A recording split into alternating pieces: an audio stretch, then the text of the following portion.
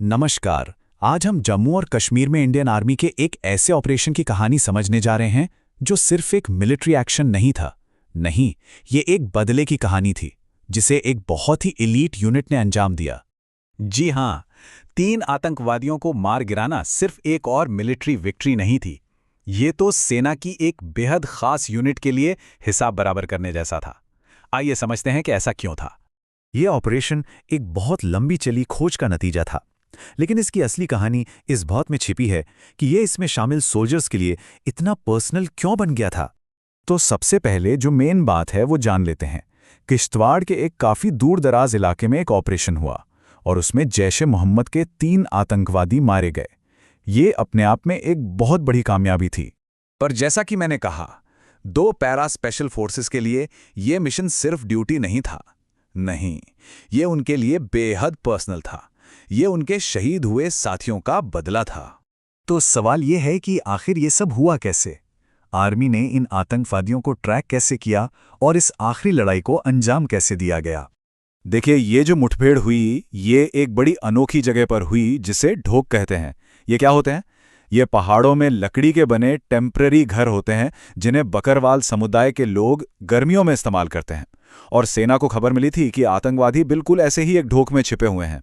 हमला सुबह करीब 10:30 बजे शुरू हुआ और इसकी स्ट्रैटेजी बहुत ही सटीक थी। सबसे पहले 2 पैरा की टीम ने अपने केनाइन वॉरियर टाइसन को आगे भेजा। टाइसन ने ही ढोक के पास आतंकवादियों की मौजूदगी को कंफर्म किया, जिन्होंने फौरन उस पर गोलियां चला दी। बस इसी से आर्मी को पक्का हो गया कि उनकी इंटेलिजेंस सही थी और फिर उन्होंने रॉकेट लॉन्चर से एक निर्णायक हमला कर दिया। नतीजा बहुत ही भीषण था। एक रिपोर्ट के मुताबिक लकड़ी के ढोक में आग लग गई और तीनों आतंकवादी वहीं ढेर हो गए। कहते हैं मंजर इतना भयानक था कि उसकी तस्वीरें दिखाना भी मुमकिन नहीं है। और हाँ, इस ऑपरेशन का एक हीरो टाइसन भी है। वो बहादुर डॉग जिसने पहली गोली खाई और अब उधमपुर के आर्मी हॉस्पिटल में रिकवर कर रहा है। असल में उसकी वजह से ही ये ऑपरेशन इतना कामयाब हो पाया। तो अब असली सवाल पर आते हैं। ये आतंकवादी आखिर थे कौन? और सेना की 2 पैरा यूनिट इनसे बदला क्यों लेना चाहती थी? चलिए इन डॉट्स को कनेक्ट करते हैं। ये आतंकवादी खुद को कश्मीर टाइगर्स बुलाते थे। असल में ये जैश-ए-मोहम्मद का ही एक बदला हुआ रूप है जिसे 2019 के बाद बनाया गया। मकसद ये था कि दुनिया की नज़रों से बचकर एक नए नाम के साथ पीर पंजाल के दक्षिणी इलाके में आतंक फैलाया जा सके। और यहीं पर यह कहानी पर्सनल हो जाती है। इस ग्रुप का इतिहास खून से लिखा है। अक्टूबर 2021 सूरनकोट में 6 जवान शहीद, फिर 2024 में हुए हमलों में 6 और जवान। लेकिन 2 पैरा एसएफ के लिए ये इंतकाम की आग तब भड़की जब नवंबर 2024 में उनके नायब सूबेदार राकेश कुमार और फिर जनवरी 2025 में हवलदार गजेंद्र सिंह इसी ग्रुप से लड़ते हुए वीरगति को प्राप्त हुए। और इस ऑपरेशन की सबसे बड़ी कामयाबी ये थी कि मारे गए आतंकवादियों में उनका कमांडर सैफुल्लाह बलोच भी शामिल था। उसे खत्म करना एक बहुत बड़ी स्ट्रैटेजिक जीत थी। ये जो मुठभेड़ थी, ये कोई अकेला ऑपरेशन नहीं था, बल्कि ये एक बड़ी मिलिट्री स्ट्रैटेजी का हिस्सा था। तो चलिए अब ऑपरेशन त्राशी को समझते हैं। ऑपरेशन त्राशी ये शुरू हुआ था 18 जनवरी को। इसका मकसद बिल्कुल साफ था।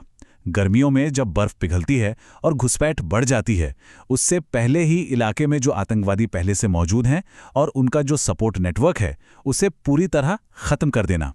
और ऑपरेशन त्राशी के तहत इस खास घुसपैठिए ग्रुप के अब तक कुल 9 आतंकवादी मारे जा चुके हैं, जो कि एक बहुत बड़ी कामयाबी है। ये कोई मामूली आतंकी ग्रुप नहीं था। मई 2024 में घुसे इन लगभग 10 आतंकवादियों में से कुछ तो अफगानिस्तान में भी लड़ चुके थे और उनकी टैक्टिक्स बहुत चालाक थी। वो क्या करते थे कि गांवों में जाकर रास्ता पूछने का नाटक करते ताकि गांव वाले सेना को बुलाएं और फिर वो सेना की टुकड़ी पर घात लगाकर हमला कर सकें। लेकिन ऑपरेशन त्राशी ने इनके पूरे के पूरे सेल को ही न्यूट्रलाइज कर दिया है। अब एक सवाल जो हम सबके मन में आता होगा कि अगर सेना इतनी असरदार है तो फिर ये घुसपैठ होती ही क्यों रहती है? इसका जवाब छिपा है उस इलाके की बनावट में। देखिए, ये बॉर्डर पूरा का पूरा पहाड़ी और दुर्गम है।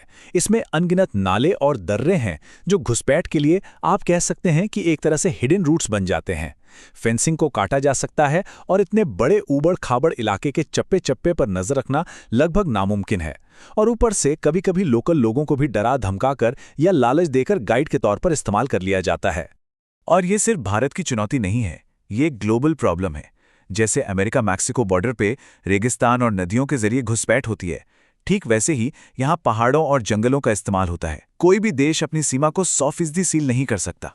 तो आखिर में एक बड़ा सवाल, सेना ने इस खतरनाक ग्रुप का तो सफाया कर दिया है, पर क्या इसका मतलब ये है कि इस इलाके में अब हमेशा के लिए शांति आ जाएगी?